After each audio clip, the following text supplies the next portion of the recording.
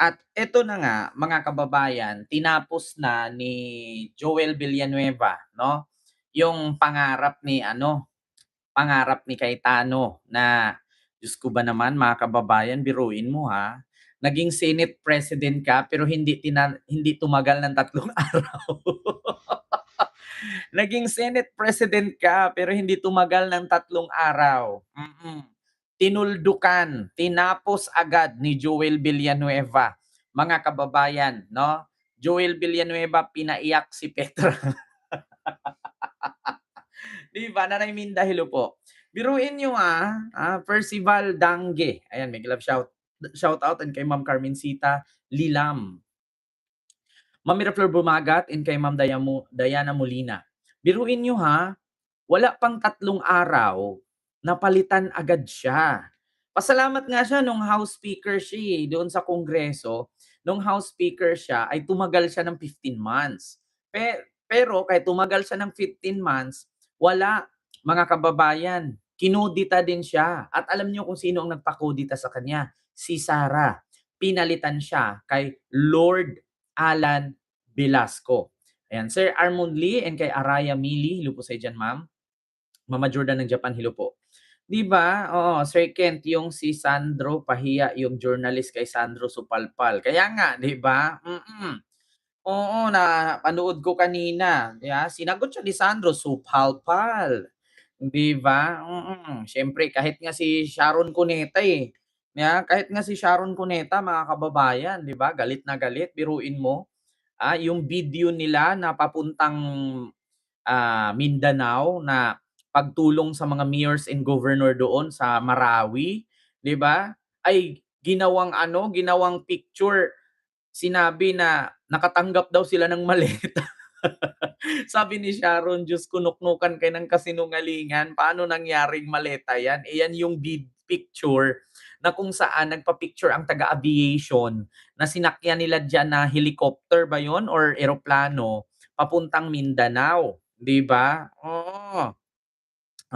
So ngayon mga kababayan, eto po 'no, yung kay Joel Villanueva. Diyos ko, eto po mga kababayan ipapakita ko sa inyo Naku, Diyos ko, nakakahiya po ang kalalabasan ngayon ni mga kababayan ni Alan Cayetano. Pinagpalit na tawag dito, pinalitan na siya mga kababayan ni Senate President Sherwin Gatchalian. Ito po mga kababayan, pakinggan natin si Sherwin Gatchalian, no?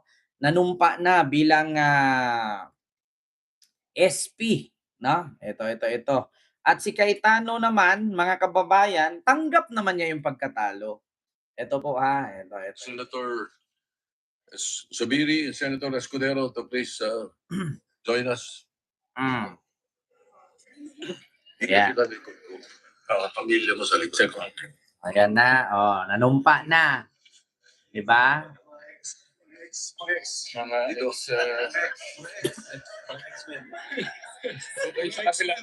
Mga ex daw, mga ex. Sino bang tanong ko mga kababayan, sino bang ex ni Sherwin Gatchalian? Di ba si Pauline Luna? Si Pauline tama ba? Si Pauline? Mga kababayan, ito talaga si Subiri. Mga ex daw, mga ex. Nandiyan kaya si Tito Soto nakaharap. Yan, Nanay Minda, hello po. Paki-comment nga mga kababayan, sino bang ex ni Sherwin Gatchalian? Pagkakalam ko si Pauline Luna, di ba? Tapos sabi mga ex daw, mga ex. Andiyan si Tito Soto, nakaharap. Grabe talaga to ka. Joker to si Subiri. Natawa tuloy siya.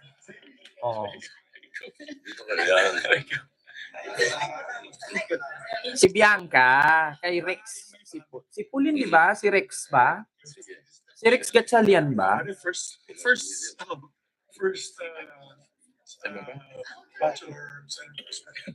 Si Bianca Manalo. Oo, si Rex ang kay Pauline. Kompleto na. Okay. Di dalawa pala. Please raise your right hand and repeat Si after Pauline me. at saka si di ba?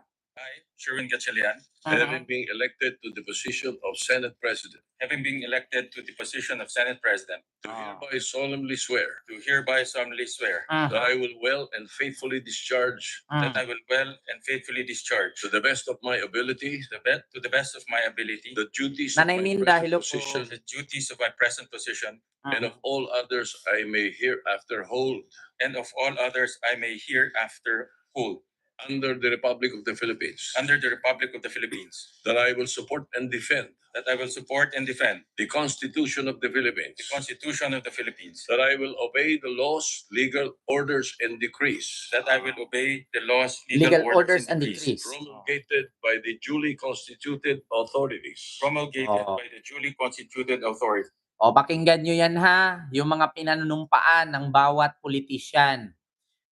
Narinig nyo naman yung mga sinasabi. Pinanumpaan nila, alam nyo na ang ibig sabihin nun. 'Di ba? Tapos magugulat ka. Magugulat ka. Mag-a-absent ka ng wala sa oras, tapos yung papalitan ka bilang Senate President, magagalit ka. 'Di ba nasa rules naman 'yan na kapag mag-absent ka ng 1 or 2 o more than 1 ay pwede kang palitan, 'di ba? Tapos si Alan Cayetano hindi niya matanggap-tanggap. Continue. and maintain true faith and allegiance And maintain true faith And to allegiance. the Republic of the to Philippines, the Republic of the Philippines, and that I impose this obligation upon myself And that- voluntarily, and that I impose this obligation upon myself voluntarily, without mental reservation without mental reservation or purpose of evasion. or purpose of evasion. So help me God. So help me God. Congratulations, sir. Thank you. 'Di ba? Wag na. Mga kababayan. Wag na. Si Alan Cayetano. Alam niyo mga kababayan kung anong iniyak ni Alan diyan. Tanggap naman niya. Tanggap ni Alan, mga kababayan, na napalitan siya ni Gatchalian. Ang hindi niya matanggap yung "So help me God" kasi siya lang daw ang may karapatang gumamit ng Bible verse. Mga kababayan, tanggap ni Cayetano na napalitan siya ni Gatchalian. Ang hindi niya tanggap yung huli-huli doon sa panumpa yung "So help me God." Siya lang daw ang may karapatang gumamit ng Bible verse. Doon siya umiyak, mga kababayan. Pulong Siot man, hello po. Mampuri Malonzo, hello po. Doon siya umiyak, hindi niya matanggap kung bakit daw may binigkas pang "So help me God." Siya lang daw ang may karapatan gumamit ng Bible verse at mga salita ng Diyos. So help me God. Ewan ko ba kay Alan Cayetano, senador ba talaga siya o pastor? Di ba? Rinig nyo mga kababayan. Nanumpa na si Gatchalian. Wala na. Thank you na. Pakinggan naman natin mga kababayan yung yung reactionist ni Cayetano. Ito.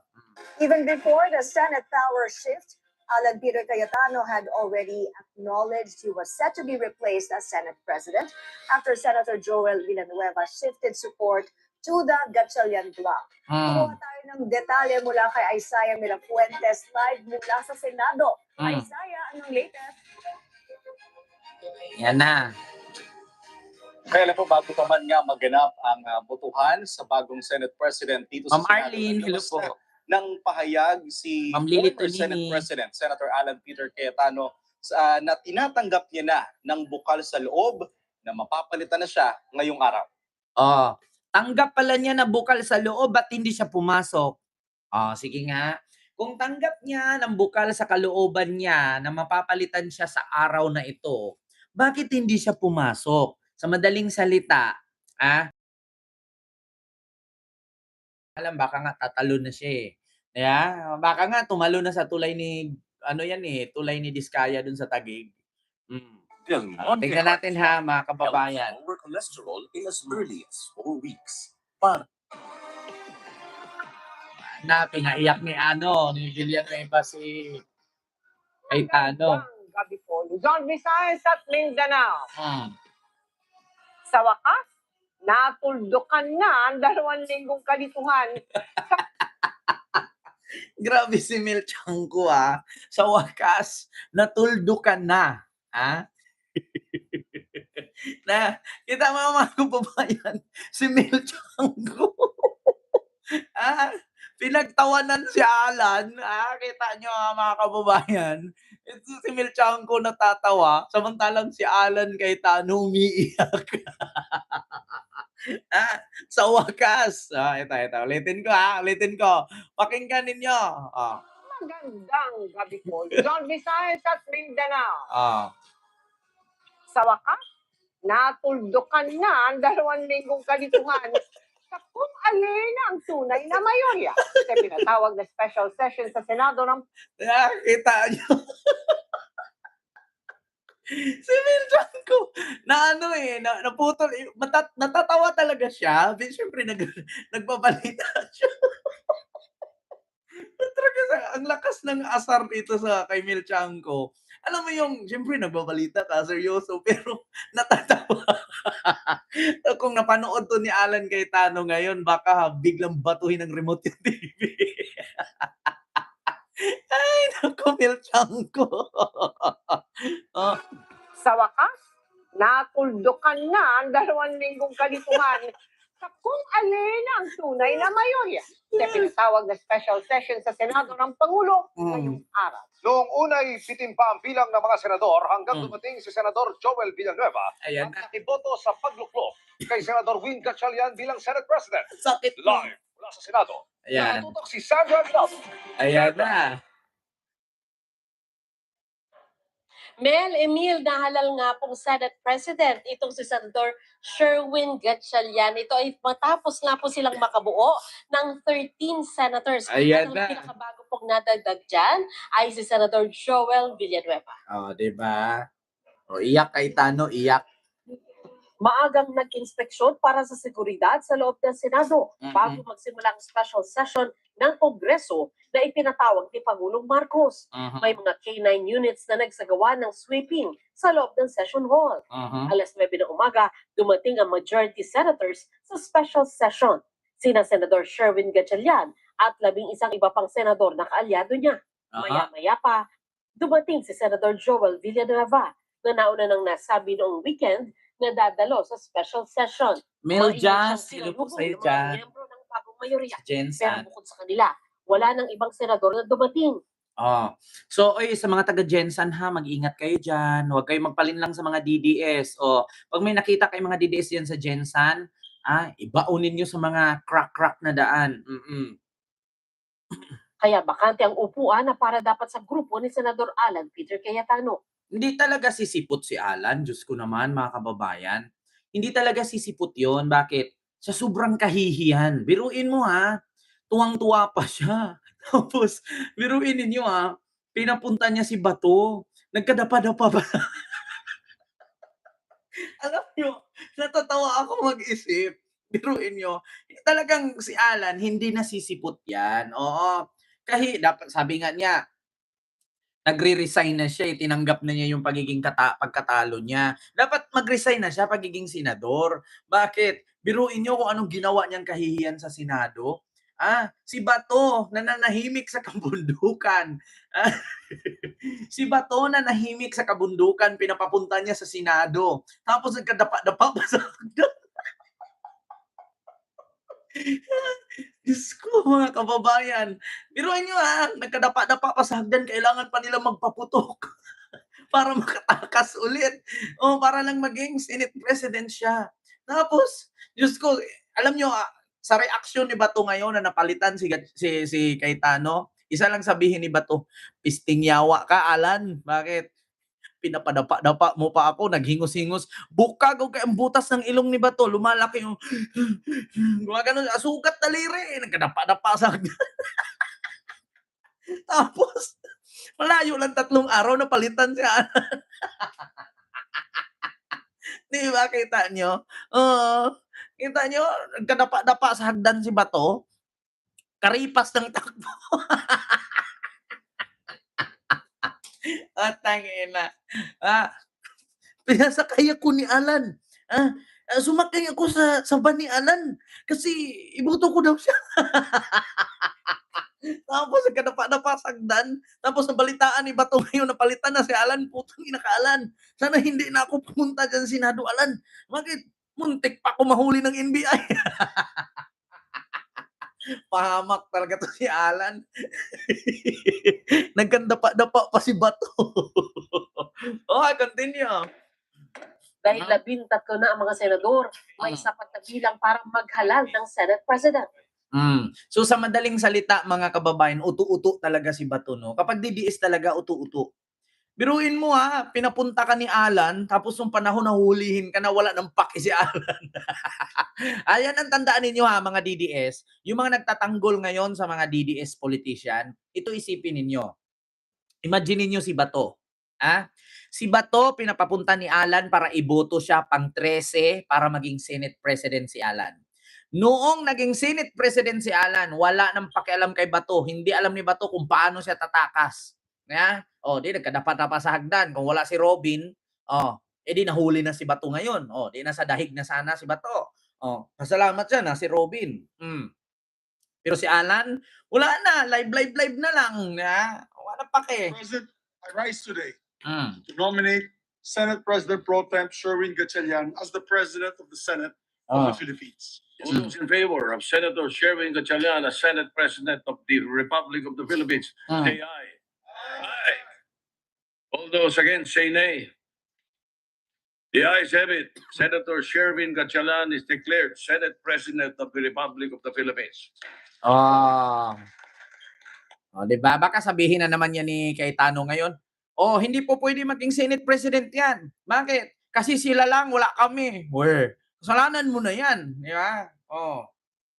Nanumpa si Gatchalian kay Soto na isang dating Senate President. Umakyat din sa podium ang iba pang dating Senate President na sina Senator Jesus Cudero at Juan Miguel Zubiri.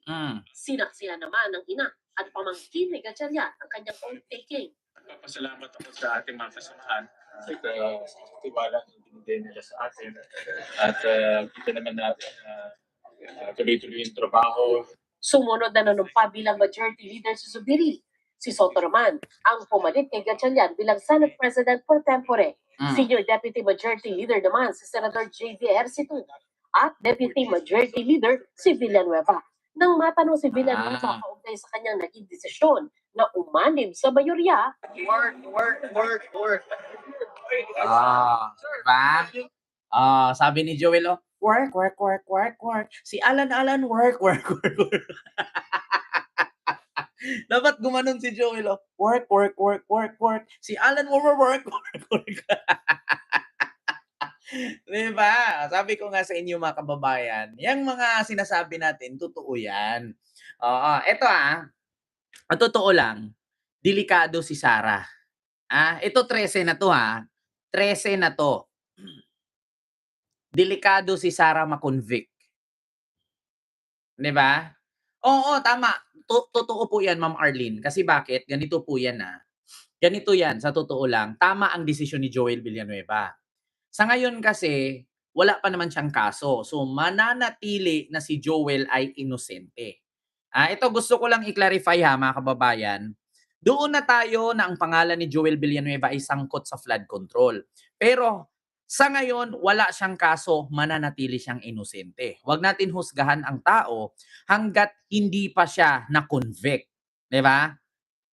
Kung sakali man maraming ebidensyang lumabas, hintayin natin na dumating sa korte. Pag nasa korte na, tsaka na tayo magsabi. So ngayon mga kababayan, sa totoo lang tama ang sinabi ni Joel noong video na nagawa siyang video na binoto siya, nilagay siya ng Diyos, no? Para sa kanyang posisyon, para magserbisyo sa bayan. Hindi siya nilagay ng Diyos sa posisyon para protektahan ang kaibigan. Kaibigan always there yan Kaibigan always there. Pero isipin yung mabuti, ang bumoto sa kanila, milyon-milyon. Milyon-milyon po. So, nakakahiya naman po sa mga butante. Dapat yan ang isipin ng mga DDS Yan ang isipin. Katulad kay Sara Duterte, special mention. Dapat yan ang isipin ni Sara. Hindi siya nanalo sa pagiging Duterte Nanalo siya dahil binuto siya.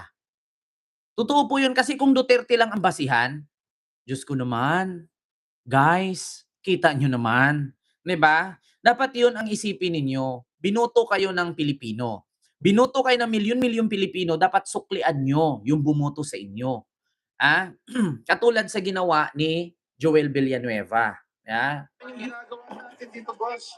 Ano nagpa-convince sa'yo, sir? How are you with Senator Alan, sir? Brothers, we're brothers. Oh. Diba? Aminado sina Senator J.V. Ejercito at We're brothers in the end of the day. Tama naman. Kasi mga kababayan, mga politician, dumadaan lang yan eh. Hindi ka man habang buhay dyan eh. Hindi ka habang buhay dyan. Kung wala ang botante na bumoto sa'yo para iluklok ka sa pwesto na yan, walang kwenta yung pagiging politician mo. Katulad lang dito sa atin. Kung walang viewers, walang channel.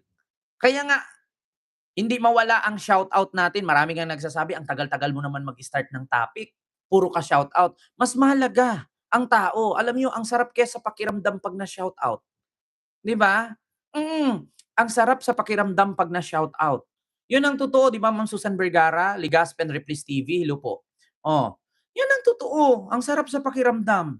Kasi alam nyo, kapag na-shoutout ka sa mga comment mo, ibig sabihin nabasa yan. Ibig sabihin na-recognize ka. Ibig sabihin pinahalagahan ka. 'Di ba?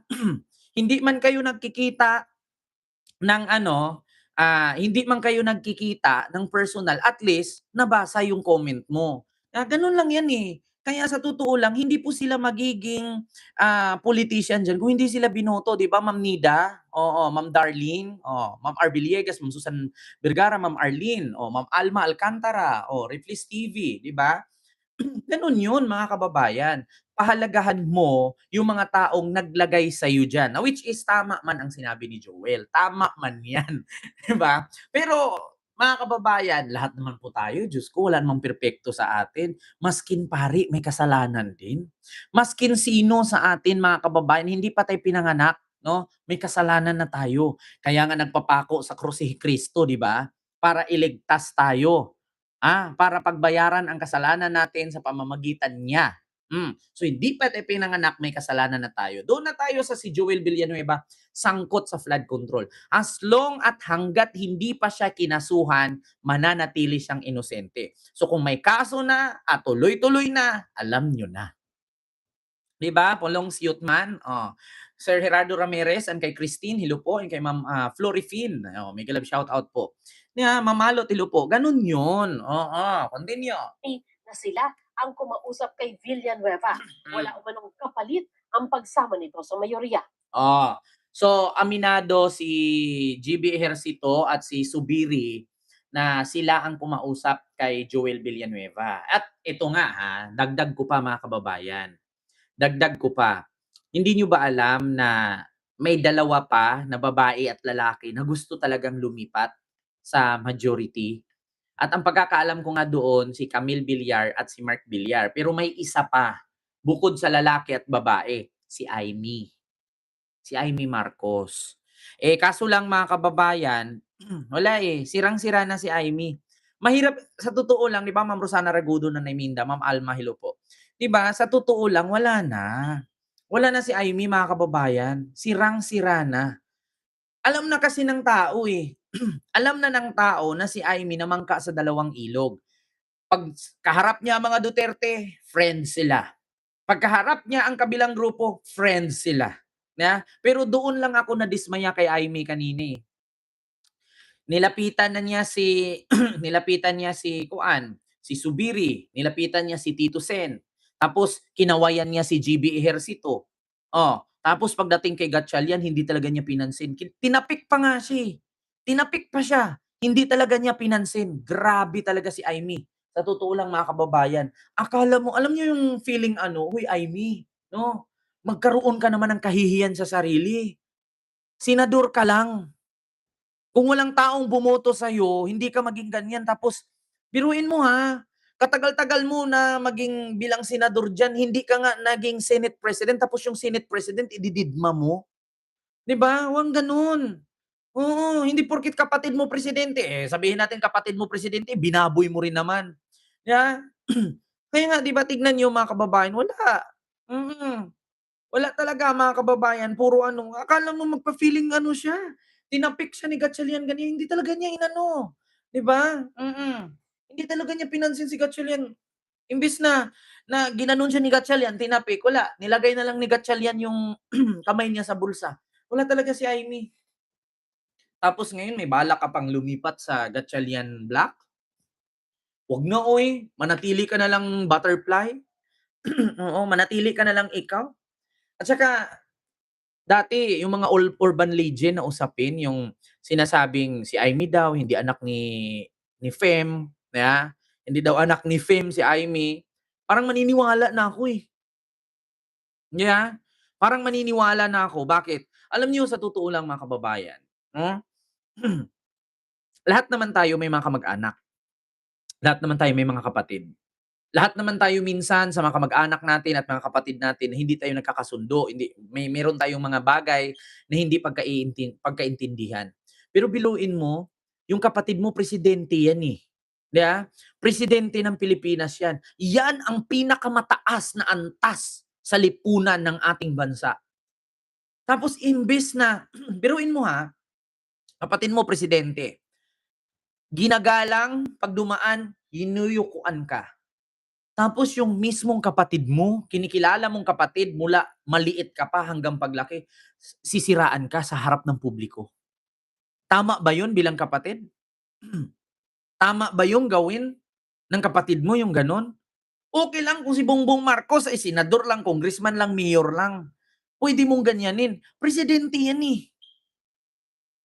Sinisiraan mo yung kapatid mo. Oh, sa mata ng tao, sa mata ng butante, magkapatid kayo. Wala na kaming pakialam kung kanino kang anak eh. Yeah? Wala kaming pakialam kung anak ka ba talaga totoo ni Fem o hindi. Pero yung dapat inisip mo yung pamilya eh. 'Di ba?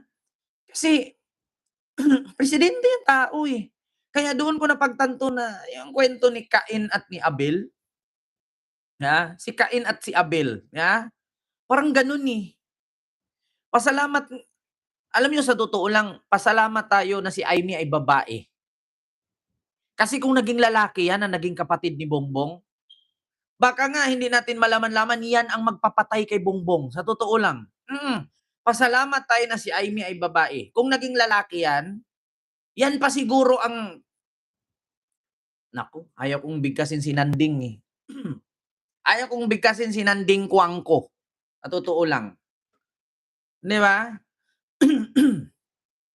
Pasalamat tayo na si Amy ay babae. Kung naging lalaki yan, maging Nanding Kuangko 2.0 yan. Di ba? Oh, continue, mga kababayan. Matatanda ang isa si Villanueva sa mga senador na nakatakdang sampahan ng kaso kaugnay sa flood control scandal. Ayon kay Ombudsman Jesus Crespin Remulla. Senator Joel, gusto na po niya magtrabaho. Nag-usap po kami kasama si Senator JV, si kanya, at talagang frustrated din po siya dahil sa pangyayari na hindi na tayo nakakatrabaho. Wala pong mga sinasabing mga chismis na may mga Danding, si Danding. bigay or mga concessions, none whatsoever. Just want to thank him for his love for country, love for the Senate. Parang naging tayo, naging instrument, kasi nga ako naging ano eh, in fairness, so to be fair, walang sinasabi ni konsensyo, talaga, walang ganun. I think it's more yung concern for Oh, so alam nyo na, tinapos na ni Joel yung pagiging panaginip kay Tano. So ngayon, mga kababayan, ang tanging hintayin natin dito, baka si Joel Villanueva magkaroon na din ng maleta. Hintayin na lang natin, mga kababayan. Hindi nawawala sa aking isipan na si Joel Villanueva ay magkaroon ng maleta. Nagkaroon ng pangalan sa listahan ng tumatanggap ng maleta. Si Chis Escudero nga eh. Wala naman yan nung binigkas. Ilang beses sila press con, wala akong nakitang pangalan ni Chis. Wala akong narinig na pangalan ni Chis. Tapos bigla na lang nasali. Tapos si Lorin na ilang beses nilang inulit-ulit yung pangalan, nabura. Sino ginawa lang tanga? Tapos biruin nyo ha, ganito mga kababayan. Ulitin ko sa inyo. Dati sa FIDAP, no? Naalala nyo sa FIDAP? Si Baligod, isa din yan sa nagbulgar. Si Miriam Santiago nga, sinali. Sinali ni Baligod. Kasama si Lorin. Ngayon, noong umingay na ang FIDAP, binura ang pangalan ni Lorin. Tapos dito ngayon sa maleta, si Baligod na naman. Sinama ulit si Lorin, tapos nung umingay na, binura na naman si Lorin, di ba? Kita nyo, kaya nga, hindi ka makakapaniwala eh. Sa FIDAP noon ni Napoles, nandun si Lorin. Noong naingay na ang FIDAP, binura si Lorin. Tapos ngayon, nung umingay ang maleta, sinali na naman si Lorin. Nung naging kaalyado nila si Lorin, binura na naman si Lorin. Sabi nga nung nag-react na babae, ano to? Meron ba silang relationship na love and hate? Di ba? Kaya mga walang credibility. Kaya ang hirap paniwalaan. Ilang press con, Lorin, walang cheese. Ngayon, nung naging kaalyado nila si Lorin, nabura si Lorin, si cheese ang nadagdag. Di ba? Tapos mag-picture lang ng harap ng bahay, yun na agad. Kasali na. So, yun po yun mga kababayan.